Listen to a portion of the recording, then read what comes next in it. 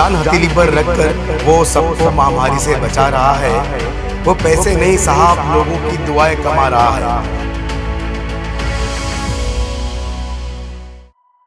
मैं हूं Jafar Usman Shaikh, the Akhbar news से। हफ्तावारी हस्ती में आज हमारे साथ है doctor Suhas Desai sir, MD, director Ayush hospital, Prabhat nursing home. तो देखिए, ये डॉक्टर जो है, आप सभी जानते हैं कि कोरोना काल के अंदर डॉक्टरों ने क्या क्या किया, लेकिन एक ऐसी बस्ती थी जहाँ पे डॉक्टर सुहास जैसी हस्ती थी। वो है धारावी का एक एरिया।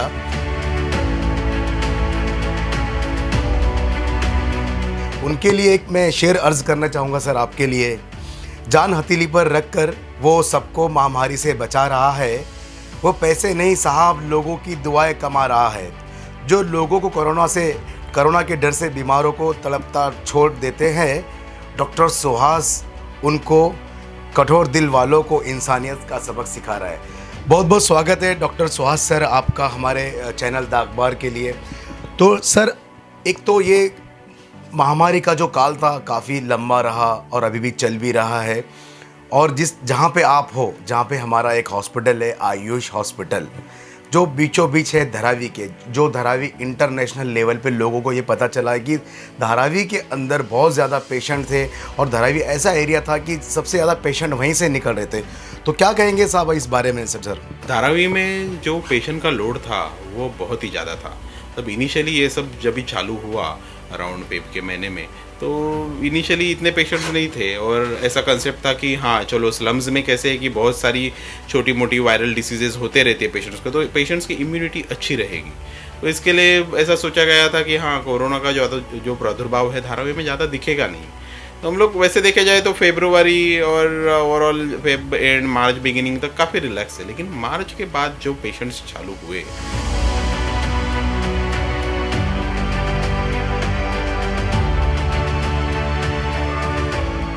मतलब हमारे पास आने वाले पेशेंट्स में ये दिखाई देता था कि हर तीसरे से चौथा पेशेंट जो है वो कोविड पॉजिटिव के लक्षण बता रहा है। और प्रॉब्लम ये था यहाँ पे कि पेशेंट एजुकेशन और डेंसिटी, धारावी में आपने देखा रहेगा कि एक छोटा सा रूम रहता है और वहाँ पे 10-10, 15-15 लोग रहते हैं, कारीगर लोग रहते हैं और फैमिली मेम्बर्स कभी कभी लोगों के ज़्यादा रहते हैं। तो इसमें ये सब चीज़ों को कंट्रोल करना, लोगों को डिस्टेंसिंग फॉलो करवाना या एजुकेट करवाना, ये बहुत डिफ़िकल्ट टास्क था।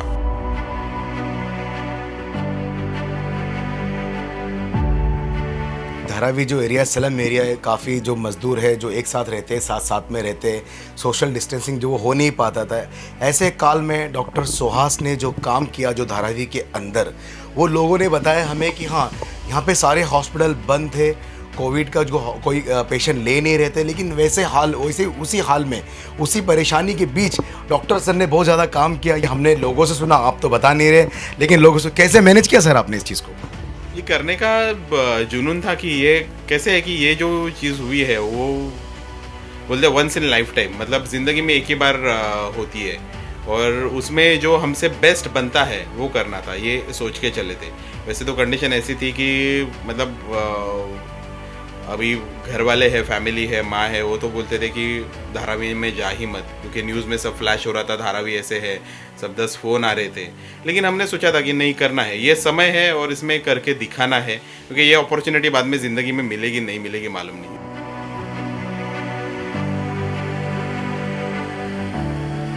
इसके पहले प्लेग की बीमारी आई थी, उसके बाद की ये महामारी बोलते हैं कि वो इतने बड़े पैमाने पे कंट्री को या फिर मतलब वर्ल्ड में फैली हुई है। तो थोड़ा डर तो लगा था स्टार्टिंग में, नहीं ऐसा नहीं है, खुद के लिए या फैमिली के लिए ज़्यादा करके, लेकिन एक बार सोचा था कि बाबा हाँ करना है, तो उसमें पूरी तरीके से इन्वॉल्व होकर करने का डिसीजन। यानी वो जीना भी क्या जीना अगर दूसरे के लिए हम नहीं जीते। तो सर ने वही सबूत दिया, बताया कि नहीं ये हाँ यहाँ पे है, प्रॉब्लम है, परेशानी है, ब्लैक जैसी बीमारी गुजर चुकी है और अब कोरोना काल भी आया है। तो सर ने पीछे नहीं हटे। कई डॉक्टर सर मतलब इससे भाग चुके थे, निकल चुके, उस बीच भी आप खड़े रहे। जी, हमने एक भी दिन हॉस्पिटल बंद नहीं किया और बाकी जो हमारे दोस्त हैं, डॉक्टर्स हैं, उनसे भी हमारा अच्छा कोऑर्डिनेशन हुआ और सबको हमने यही बताया कि हम चालू रखेंगे और सबने भी यही डिसीजन लिया। धारावी के जितने भी डॉक्टर्स हैं, जो जनरल प्रैक्टिशनर्स है, सबने यही अच्छा डिसीजन लिया और सबने हमें सपोर्ट किया कि हम काम करेंगे हमारे लेवल पे, आप हॉस्पिटल लेवल पे काम करिए और हम जो है इससे लड़ेंगे। यानी डॉक्टरों ने काफ़ी सपोर्ट किया, सभी डॉक्टरों ने मिलकर सुहास सर का सपोर्ट किया और सभी ने यही कोऑर्डिनेट करके बात की कि नहीं हम इस बीच में काम करेंगे। तो सर अभी जो एक नई बीमारी बता रहे हैं कि 0.2 और एक उसका वर्जन आ रहा है कोरोना का, उस बारे में हम हमारी जनता को, हमारे व्यूअर्स को क्या बताएंगे सर? देखिए कैसे है, कोई भी वायरस है तो उसके अंदर म्यूटेशंस होते रहते हैं। मतलब अगर सिंपल भाषा में समझाना है तो जिस तरीके से ह्यूमन बीइंग का इवोल्यूशन हुआ है, जब भी कुछ सालों पहले या हज़ारों सालों पहले जो था, पूंछ थी, पेशा, पूरे बदन पे बाल थे, तो वो सब जो चीज़ें हैं वो इवॉल्व होती गई और आज हमारे सामने जो इंसानी रूप है वो अलग है। उसी तरीके से बैक्टीरिया जो है या वायरस है इवॉल्व होते जाता है, उसके अंदर चेंजेस आते जाते हैं और स्ट्रांग होते जाता है। तो ये जो नया वर्जन है वो थोड़ा स्ट्रॉन्गर रूप में बैक्टीरिया आया है सामने। लेकिन फॉर्चुनेटली ये बात है कि अभी तक हमारे कंट्री में या मुंबई में वो स्ट्रेन्स ज़्यादा पाए नहीं गए हैं। तो अभी तक हम वो नए स्ट्रेन से सेफ्टी जोन में ही खुद को पा रहे हैं। नहीं, हमने लास्ट टाइम भी ऐसे ही किया था कि हम सेफ़ हैं, हमारे पास मतलब जो फ़्लाइट थी वो चालू थी। स्टार्ट में जब थे कि कुछ 35 पेशेंट थे जो बाहर थे, मुंबई में नहीं थे, तो हमने बहुत कड़क लॉकडाउन लगा लिया था। और जब हमारे पास जो संख्या है 75-80 लाख के ऊपर पहुंच गई थी, उसके बाद शायद हम होश में आए। जी वो तो बात है, लेकिन फॉर्चुनेटली अभी वैक्सीन वगैरह भी जो है वो इन द पाइपलाइन है। तो और वो जो इम्यूनिटी प्रोवाइड करेगा वो ओवरऑल इम्यूनिटी प्रोवाइड करेगा, ऐसे आसार नज़र आ रहे हैं। तो ठीक है, ध्यान तो देना ही है, क्योंकि कैसे है कि भले ओल्ड वर्जन हो या न्यू वर्जन हो, रिस्क तो होती ही है, तो ध्यान तो देना ही है। तो सर हमारे हॉस्पिटल यानी आयुष हॉस्पिटल के अंदर जो पेशेंट थे, आप उसको किस तरह से ट्रीट कर रहे थे? जो कोरोना के पेशेंट थे, आप मतलब उनको कहाँ पे कोरोना जो कैंप लगा था वहाँ पे आप खुद थे, मौजूद थे, ये लोगों ने देखा है, तो मतलब किस तरह से कर रहे थे काम कोरोना में अपने आयुष हॉस्पिटल के बारे में? देखिए इसमें कैसे था कि आयुष हॉस्पिटल में हमने कोई भी चीज़ बंद नहीं रखी थी। ये एक ही हॉस्पिटल था जैसे कि जहाँ पे सब ओवरऑल सब स्पेशलिटी का काम चालू था। तो कोविड के पेशेंट में प्रॉब्लम ये रहता है कि वो पेशेंट्स को आप जनरल पेशेंट्स के साथ मिक्स नहीं कर सकते। तो हमने एक सस्पेक्ट वार्ड बनाया था और वहाँ पे हम पेशेंट्स एडमिट करके उनका ट्रीटमेंट कर रहे थे। आईसीयू हमने एक अलग आईसीयू बनाया था, वहाँ पे क्रिटिकल पेशेंट्स रहते थे, उनको जो भी बाईपैप है, वेंटिलेटर है, उसकी ज़रूरत पड़ती तो वो प्रोवाइड किया जाता था। साथ ही हमने हमारा एक ब्रांच माहिम में चालू किया था, उसका नाम है प्रभात नर्सिंग होम। वहाँ पे हमने सब कोविड पेशेंट्स रखे थे और मतलब जैसे ही पेशेंट्स जब भी आपके पास अप्रोच करते तो लक्षणों से बहुत बार पर्सनली ट्रीट कर रहे थे? जी, पर्सनली पता चल जाता है कि क्या मतलब बीमारी है या इनमें कोविड के लक्षण है। और इधर हमने काफ़ी सारे पेशेंट्स एडमिट किए और काफ़ी सारे पेशेंट अच्छे रिकवर होके चले भी गए। और यहाँ पे ये हॉस्पिटल में हमने एक अच्छी चीज़ हमें ये मिली थी, बीएमसी से सपोर्ट मिला था कि किसी भी पेशेंट को स्टे का, उसके बाद मेडिसिन्स का या छोटी मोटी चीज़ें जैसे फूड है या ब्लड इन्वेस्टिगेशंस है, एक्सरेज है, आरटीपीसीआर कोविड की जो टेस्ट है, किसी का भी हम चार्ज नहीं करते थे। ऑफ कोर्स इसके लिए हमारा टाइप था बीएमसी के साथ, लेकिन पेशेंट्स के लिए बहुत फ़ायदा हुआ। स्पेशली ये जोन के जो पेशेंट्स हैं, जो पुअर पेशेंट्स हैं धारावी और माहिम के, उनके लिए बहुत ये फ़ायदेमंद रहा। यानी कि यहाँ पे सुहास सर की मदद से और बीएमसी के थ्रू जो टाइप हुआ था, बाकी जगह का तो पता नहीं, लेकिन सुहास सर जो है डॉक्टर आयुष हॉस्पिटल के अंदर काफ़ी ट्रीटमेंट जो है फ्री हुआ है। लोगों की जानकारी के लिए बता दें कि लोगों ने कहीं बहुत सी जगह ये कंप्लेंट की थी कि भाई यहाँ इतना चार्ज लगा, यहाँ पे इतने पैसे लगे, लेकिन ये एक जीता जागता मिसाल है। हमारे सामने डॉक्टर सुहास देसाई जी है जो आयुष हॉस्पिटल के डायरेक्टर है, ये खुद अपनी ज़ुबानी ये बता रहे हैं कि नहीं हमने कोई चार्ज नहीं लिया, लोगों की मदद की। और सबसे बड़ी ये बात है कि इन्होंने खुद उतर के एक दिन भी इन्होंने आराम नहीं किया। सर ये तो एक सबसे बड़ी खास बात है कि आपने आराम नहीं किया, लोगों की सेवाएँ की। क्या आपको ये था कि हाँ हमें यहाँ सेवा करना और मेवा ऊपर मिलना है? ऊपर वाला तो देख ही रहे सब चीज़ें, और हमने एक भी दिन ब्रेक नहीं लिया, और ना मैंने ना मेरे टीम ने, और हॉस्पिटल भी हमने एक भी दिन ऐसा नहीं लिया कि कोई पेशेंट एक्सेप्ट नहीं करना है या हॉस्पिटल बंद रखना है। या बहुत बार प्रॉब्लम्स भी थे, ऐसे नहीं कि सब स्मूथ हुआ। इनिशियली स्टाफ रिलेटेड भी थोड़ा प्रॉब्लम था, क्योंकि हर एक के मन में एक डर रहता है। कोविड बोले तो एक डर अभी तो फिर भी कम है, लेकिन इनिशियली बहुत बड़ा डर था। तो लोग काम करने के लिए भी बहुत घबरा रहे थे, लेकिन उनका हौसला अफजाई करके उनको बीमारी के बारे में थोड़ा समझ दे के और प्रॉपर जो पर्सनल प्रिकॉशंस है, पीपीई किट वगैरह जो है वो हम प्रॉपरली इस्तेमाल कर रहे थे, स्टाफ को दे रहे थे। तो उसके बाद फिर बाद में पहले 1 महीने के बाद सब चीज़ें ऑटोमेटिकली स्मूथ होती गई और बहुत अच्छा काम हुआ। यही बहुत अच्छा काम हुआ, सर ने बहुत अच्छी तरह से हैंडल किया, क्योंकि सुहास सर का जो स्वभाव है वो कहीं ना कहीं मरीजों से मैच खाता है, बहुत जल्द मैच खा जाता है, और इन्होंने ये बहुत बढ़िया काम किया, इसके लिए इनको अप्रिशिएट करना चाहिए। और वैसे भी सुहास सर को किसी नाम की ज़रूरत नहीं, और ये खुद अपना काम करते हैं। धारावी का जो सबसे बड़ा हॉस्पिटल उभर के आया है वो है आयुष हॉस्पिटल। इस महामारी के काल के अंदर जो कोरोना काल चला, तो सर क्या क्या फैसिलिटी है अपने हॉस्पिटल में और क्या क्या हो रहा है, किस तरह की मतलब सुविधा दे सकते हैं जो मरीजों को? और वैसे तो सर सभी ने देखा है, फिर भी बता दीजिए। ये हॉस्पिटल आज से 8 साल पहले जब भी हमने टेक ओवर किया था तब ये 13 बेड का हॉस्पिटल था, और आज एक्सपांड करके 60 बेडेड हॉस्पिटल है ये। और यहाँ पे it's a multi speciality hospital. यहाँ पे सब क्लास के रूम्स हैं हमारे पास, ऑपरेशन थिएटर कॉम्प्लेक्स है, high and operation theatre complex जो इंटरनेशनल स्टैंडर्ड्स पे बना हुआ है। यहाँ पे सब सर्जरीज, कैंसर सर्जरीज हो गया, रिप्लेसमेंट सर्जरीज हो गए, जॉइंट रिप्लेसमेंट सर्जरीज हो गए, सभी तरीके सर्जरीज होते हैं। यहाँ पे कंप्लीट डायग्नोस्टिक सेंटर है हमारे पास, जहाँ पे सब सोनोग्राफीज, टूडी को, एक्सरे, ब्लड इन्वेस्टिगेशन, जिस तरीके से रेगुलर टेस्ट अभी कोविड में जो है RT-PCR, ये सभी टेस्ट होते हैं। साथ ही में हमारे पास डायलिसिस यूनिट है, 7 बेड का, 7 मशीन्स का डायलिसिस यूनिट है। आई थिंक मुंबई 17 में हम एक ही हॉस्पिटल है अदर देन सायन हॉस्पिटल जो ये फैसिलिटी प्रोवाइड कर रहे हैं। साथ में we have 10 bedded ICU, 10 bed का ICU है हमारे पास, well equipped ICU with ventilator and all the facilities. 4 bed का NICU है हमारे पास। तो ये सब जो मल्टी स्पेशलिटी हॉस्पिटल में जो भी ज़रूरी चीज़ें रहती है वो सब हम प्रोवाइड करते हैं। यानी साइन हॉस्पिटल के बाद हमारे आयुष हॉस्पिटल, यानी हमारा ही हॉस्पिटल कहा जाएगा, उसके अंदर सारी चीज़ें अवेलेबल है, डॉक्टर सर का कहना है। यानी कोरोना के अंदर इस चीज़ पे कोई इफेक्ट नहीं पड़ा। जो पेशेंट थे जो आयुष हॉस्पिटल के अंदर, उनको तो इस चीज़ का कोई इफेक्ट नहीं पड़ा। उनका ट्रीटमेंट किस तरह रहा सर? ट्रीटमेंट पेशेंट के मेरिट के बेसिस पे ही होता था। सीवियरिटी क्या है, अगर ज़्यादा सीरियस पेशेंट है तो उन्हें ICU केयर लगता था, और इसमें बहुत सारे पेशेंट्स को कोविड न्यूमोनाइटिस जो था उसमें बहुत सारे पेशेंट्स को जो है ऑक्सीजन थेरेपी बहुत इंपॉर्टेंट रहता था। हाई फ्लो नेजल कैन्यूला से जो है ऑक्सीजन देना, बहुत से पेशेंट को CPAP देना, बहुत सारे पेशेंट ऐसे भी थे जिनको वेंटिलेटर की रिक्वायरमेंट लगी, लेकिन ओवरऑल जो रिकवरी रेट था वो काफ़ी अच्छा था। और साइमल्टेनियसली जो है हमारा बाकी भी जो काम था वो चालू ही था, मतलब सर्जरीज है।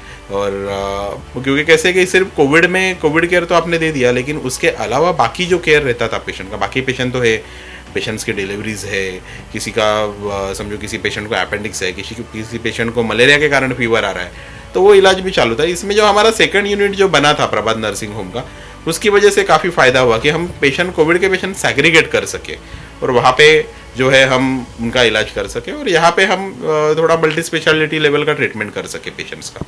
यानी काम कहीं भी नहीं रुका। यानी बाकी हॉस्पिटल में कई कंप्लेंट आई थी कि कोरोना की वजह से पेशेंट नहीं लिए जा रहे हैं और दूसरे जो बीमारियां उस पर इफेक्ट पड़ रहा था, लेकिन यहाँ पे ऐसा कुछ फ़र्क नहीं पड़ा, ये आपने बताया। लेकिन सर एक अभी 2 बातें मैं आपसे आखिरी ये पूछना चाहूँगा।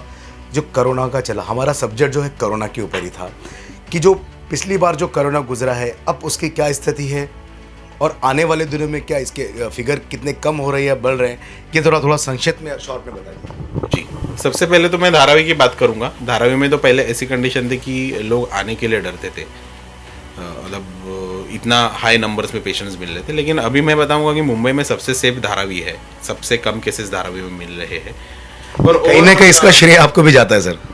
God is great. और ऐसे देखा जाए तो ओवरऑल अभी केसेस काफ़ी कम हो रहे हैं, पहले का जो इंसिडेंस था वो काफ़ी कम हुआ है।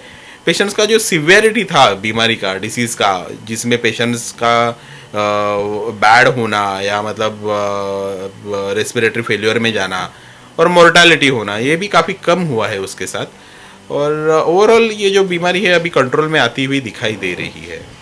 यानी अब ये बीमारी कंट्रोल में आती दिखाई दे रही है और काफ़ी कुछ फ़र्क पड़ चुका है। अब यह है कि क्या प्रिकॉशन ले। अब कुछ जो आगे की बातें हो रही हैं, यानी वैक्सीन निकल रही है, तो हमारे दर्शकों को, हमारे व्यूवर्स को ये बता दें कि अब क्या होगा और क्या करना चाहिए, क्या मतलब सावधानी बरतनी चाहिए। देखिए, सावधानी तो वही सेम रहेगी, आप वैक्सीन लीजिए या आप घर पे बैठे रहिए या आप काम करिए, लेकिन जो प्रिकॉशंस जो है वो पहले भी सेम थे, आज भी सेम रहने वाले हैं।